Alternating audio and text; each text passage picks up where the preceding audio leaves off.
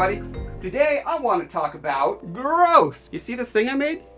I think it's pretty good. But I could not have made a thing like this when I first started making art. Now I've been making art professionally for about a quarter century and teaching for about 10 of those years. And that's taught me some stuff about how people grow their skills. Here are some of my first video game sculptures. I mean, can you even tell what's going on there? I sure can't. Why? Because I had a lot to learn. Things like composition, lighting, learning how to balance areas of detail with areas of rest. What materials work best for what subject matter and size. Learning to use reference, super important. So I got invited to do this fun project along with a bunch of other YouTubers where we talk about how our process and skills have evolved over time. Links in the doobly-doo. You should seriously take the time, go watch these videos, and see how the process of growth works for lots of people. A lot of wargaming mini painters there. I seriously, I learned so much from these people. So I thought it might be useful for me to sketch out a rough outline of the journey that most artists and creators go on throughout their artistic career. That way, if you find yourself in one of those emotional valleys that we all go through, you'll know you're not alone and, don't give up. So here is what I've experienced and what I've seen others go through countless times. Okay, so 1, we get inspired by something. We are excited by a movie, a sculpture, a painting, a drawing, anything, anywhere. It gets us all jazzed up. 2, so we want to make something like that, but better, bigger, more epic! But we've never made anything like that before. So 3, we do some cursory research, books, articles, YouTube. I know a lot of you found me, during that stage. 4, the first setback. We find out that the tools, the materials we need, the software, whatever, it just costs way more than we think it should. Which leads to 5, we skimp. We think to ourselves, surely I don't really need that expensive thing. I could probably get away with this thing from the dollar store instead. Or I don't need to spend too much time learning from multiple sources how to do this. I can just skim through this one video. Or I don't want to take the time to collect reference. I've got a pretty good idea in my head. 6, we fail. Our first project didn't look anything like the one that inspired us. Or we quit before we even finish because we bit off more than we can chew. Or we used the wrong software. Or the wrong tools because we didn't do enough research. But you know what?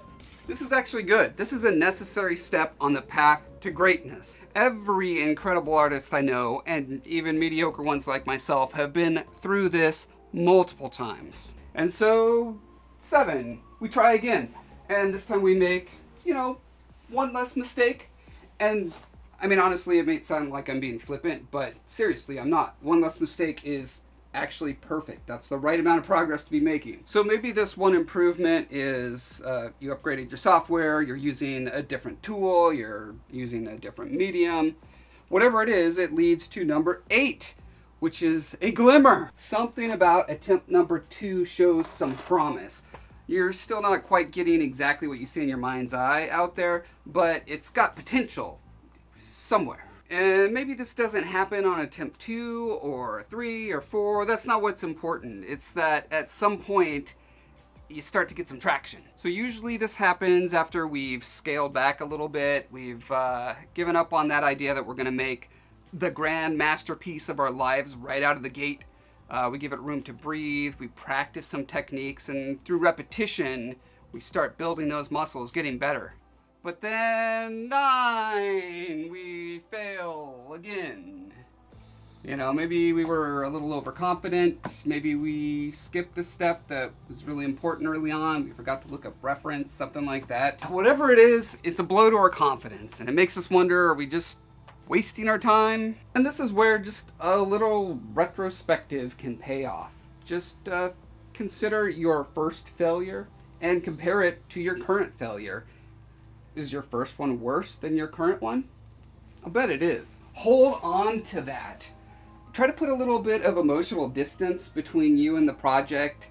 Sometimes it's hard to put your finger on why you failed this time, but when you take a little bit of a break, maybe a day or two, often when you come back to it with fresh eyes, you go back and you act as if you're someone else critiquing the process. Not the work, not the artist. That's a really important distinction to make. The process. Because you are not a failure. You are on a journey of growth. But when you take the time to analyze your process, you'll be amazed how often your next project will just jump in quality. And then that leads to number 10. The final step, success. You did it. You made something good. You made something you're proud of. And, you know, because we live on the internet, most likely someone's going to tell you it's crap. This is simply the reality of being an artist today. And, you know, outside of requested legitimate critique, it's totally fine to just ignore these people. They're usually, you know, emotionally compromised in some way, and they probably have a rough enough life as it is. You don't need to bother yourself or them with interactions, if you know what I mean. But hey, do not let this dissuade you from being part of an online community. This has been an amazing thing for me personally and many artists I know. There are so many ways you could be involved with people who share your passion, who can share advice and tips and tricks and all this kind of stuff. I mean, hey, you're on a YouTube channel right now that's all about art. I've got a Discord channel you should go to and talk to me and get critique. Good critique, the kind that, you know, it builds each other up. It's great that way. And there's multiple Facebook groups, anything that you care about making. I guarantee you there is multiple groups that talk about that thing. So yeah, get involved. It can be so mutually beneficial. And that is the 10-step path to growth. I know I've been on it myself at least once a year. I go through all 10 of those steps probably multiple times as I see some new art thing and I'm like, I could do that. It can't be so hard. And then it is. It's always that hard. It's more than that hard. You know, whether, you know, lately I've been trying to learn how to do cartography, map making and stuff. How about write a fantasy novel? Sure, I could do that, you know, 10 years later. Here it is. I did it.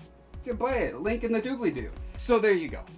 I hope the takeaway message from this is expect there's going to be highs and lows on this journey. Understand that we all go through them from the very beginner to the consummate pro. Highs and lows. It just happens. It's just a thing. Again, check out the links below to other, not that low. Yeah, down below in the doobly-doo. And yeah, so check out those other creators and their stories and inspirational processes as well. I'm really happy you guys took the time to hang out and listen to me ramble and rotate my statue and walk around and around and around it. You know, I enjoyed that. It was fun. What do you think? You like it? And thanks for watching. See you guys on the next one.